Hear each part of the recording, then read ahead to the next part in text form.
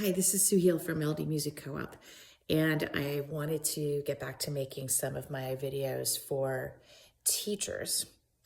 So this video is about why you should consider adding ABRSM and RCM curriculums to your teaching repertoire. I have been teaching for 19 years. And it was about 6 years ago that I was introduced to the ABRSM course. And then just this past fall, I also started offering RCM and had my first kids who tested in December. Some kids benefit greatly from having very concrete goals and very specific tasks that they are working on. It can be a really good way for you to organize their lessons and a really good way for them to organize their practice time. I usually suggest ABRSM or RCM for kids who've been playing for at least 2 or 3 years that have a pretty good grasp on reading music and that maybe want to challenge themselves to actually be able to perform in front of a judge. A lot of kids like to do this because it gives them something to add to their resume. You know, maybe they're in middle school and they want to get into the honor society, and this is something that they can put down that they have done that shows that they're a little bit more committed to piano than maybe just saying, oh, I've been taking piano lessons for 5 years.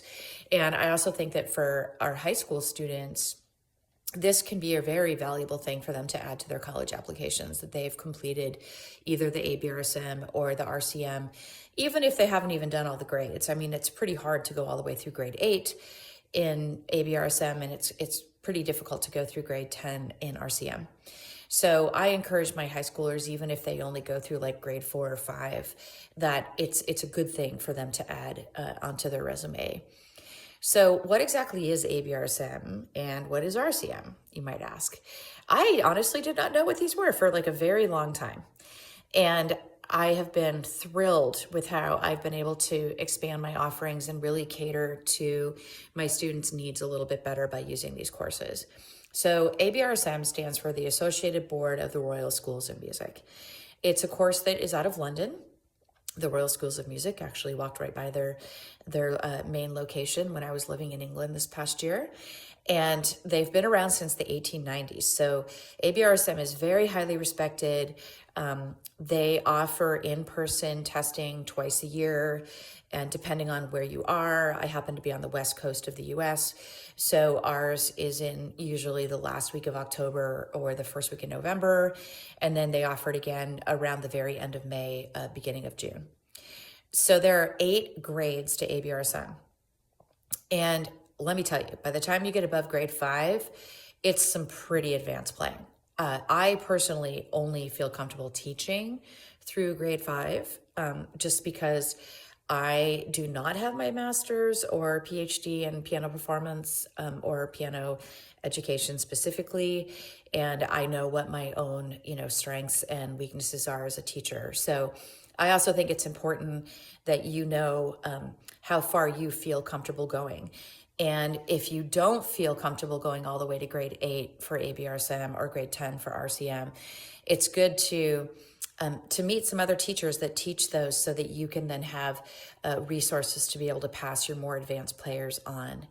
So ABRSM, like I said, consists of 8 grades, and each grade has specific things that you're tested on. Now there's 4 categories for all of the grades. That does not change.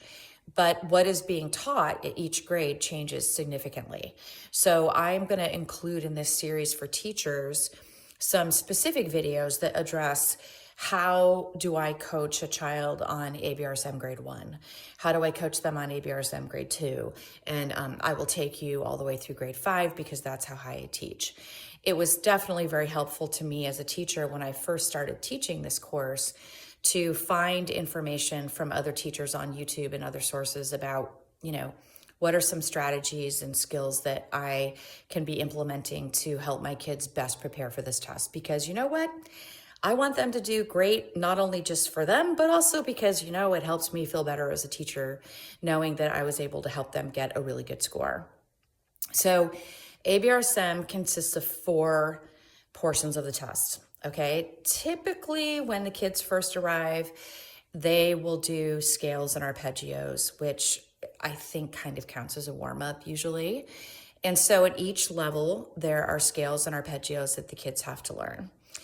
And what happens is they introduce them at one grade with one hand at a time, 2 octaves. And then on the next grade, the ones that they learned on the previous grade become 2-handed scales and 2-handed arpeggios. And then they get new ones that are then one hand. So I feel like the graduated way that they add in the scales and arpeggios is really helpful. And it just makes sense because, you know, of course they start with no sharps and flats and then go to 1 sharp and flat 2. And they kind of mix in the minor keys with the major keys all together, which in my opinion, helps the kids understand the minors better and how they're related to their relative major keys. And then the second portion of the test would be the sight reading. Now, I'm telling you guys these in this order, but that doesn't necessarily mean that's how they're going to do it in the test. I've had kids tell me that they were asked to play their pieces first. So sight reading is exactly what it sounds like. They get a musical sentence, and each grade, of course, it gets a little bit more difficult with more difficult rhythms and time signatures, more sharps and flats and the key signatures. So ABRSM sells a book for each grade that you can buy to give the kids samples.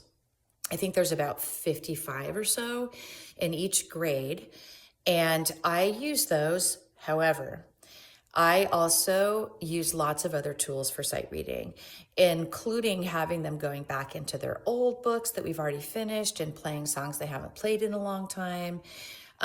Usually around like the holidays, Christmas music is a great way to get kids to sight read music that they sort of already know, so they like know if they're playing something wrong. So by no means should you limit yourself to only using the sight reading books, but I would strongly recommend that you get them as a teacher.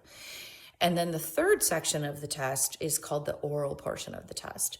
Okay, now this one is a wee bit complicated. And I have an entire series of videos that I am still working on.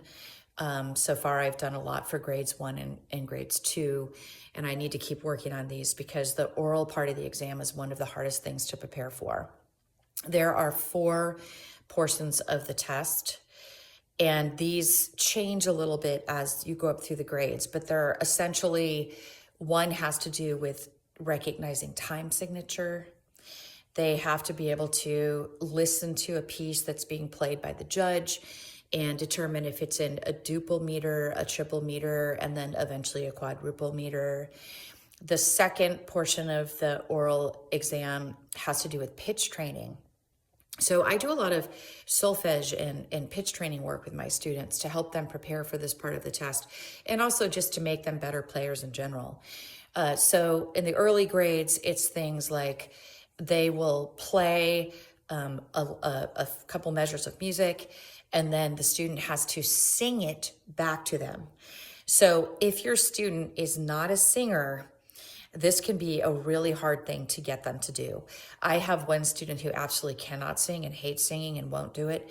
So on her test this year, she whistled everything. She's an amazing whistler, and everything was on pitch. So be creative, you know, find different ways to get your students to do what they need to do. Okay, the third portion of the oral test is distinguishing what is different. So the examiner will play a piece, and then they'll play it again.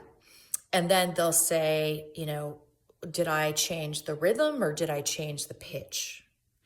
That's kind of the most basic thing they do at the early grades. And of course, it gets a little more complicated as you go through. And then the final portion of the oral part of the exam is what I like to call song analysis.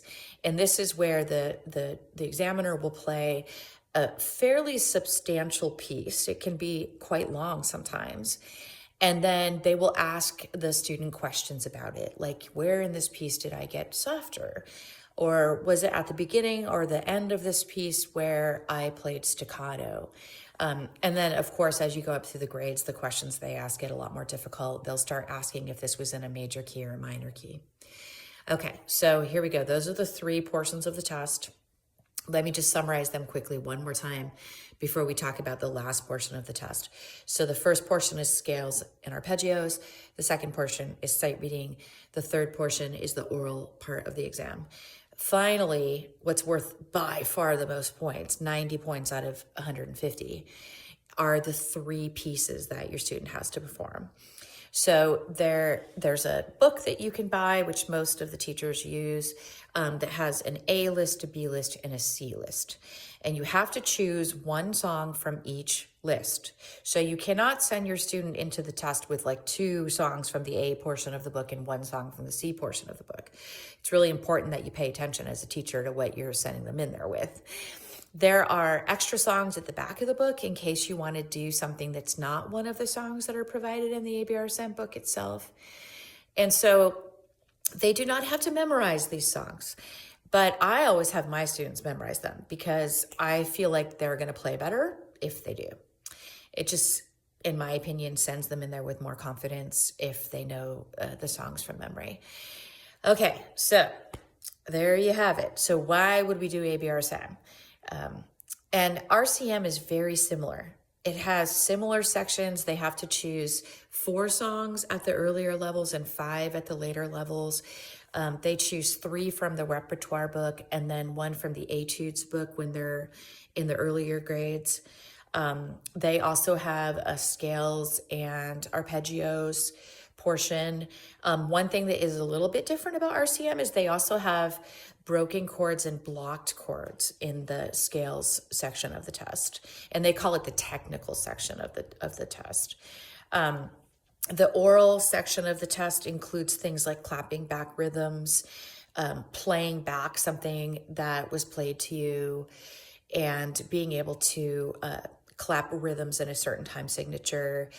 I think the oral part of the test on RCM is actually not quite as intense as it is on ABRSM. So I found it a little bit easier to prepare my students for the RCM portion of that test than I have the ABRSM.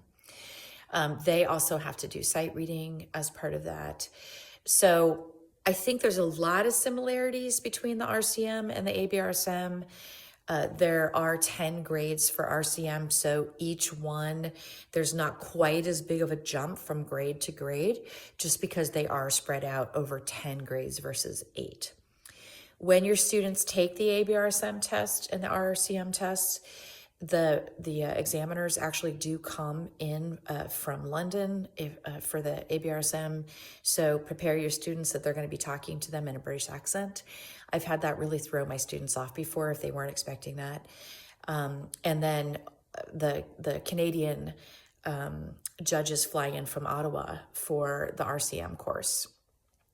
Both ABRSM and RCM have extensive websites with a lot of great videos for teachers to be able to watch to kind of give you an idea of how to prepare kids for the test and what each section of the test consists of. Okay, so there you go.